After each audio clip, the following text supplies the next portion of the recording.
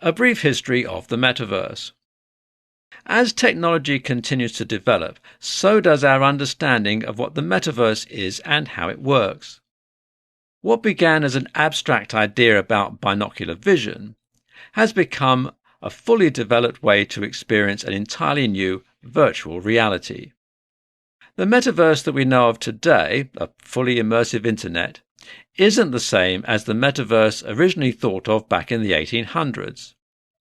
Unlike today's Web 3.0 technology, the Metaverse's beginnings can be traced back to a man named Sir Charles Wheatstone, who created an outline for a concept where two images, one for each eye, can be combined to make a singular 3D image.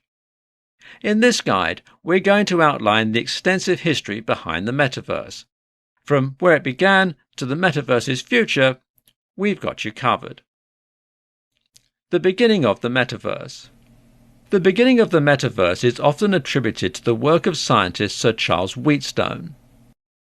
Although Wheatstone is known for inventing the concertina instrument and the Playfair cipher, his contribution to the Metaverse comes from his concept of binocular vision. This concept allowed him to invent the stereoscope, a device that allows you to observe 3D pictures by utilizing depth of field. The stereoscope is common technology still used today in things like X-rays and aerial photographs. Along with that, the technology from stereoscopes is also used in modern VR headsets.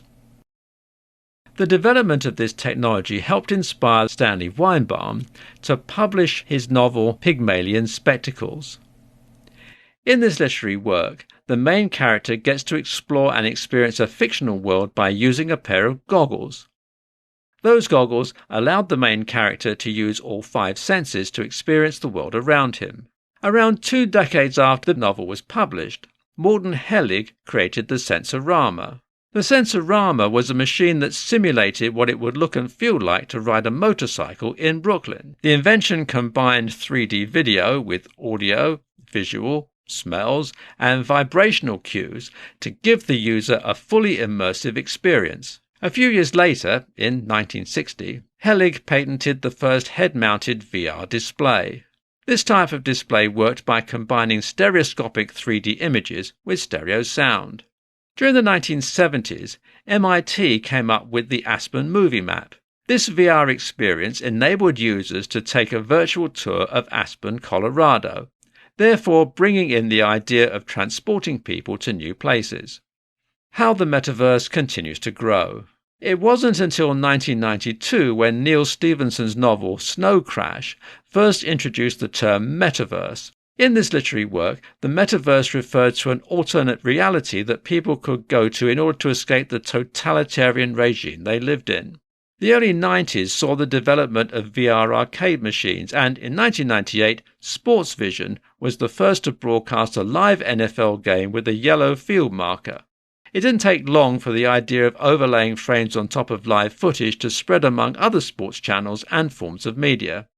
In just over another decade, we saw the development and launch of the Oculus Rift VR headset by 18-year-old entrepreneur Palmer Luckey. With the Rift, we were introduced to a 90-degree field of vision and the use of computer processing power. In 2014, Facebook purchased the Oculus Rift, and shortly after, Sony and Samsung announced plans to follow suit on VR development. With Facebook changing its name to Meta in 2021, it's safe to say that their focus has shifted to shaping the future of the Metaverse as a whole.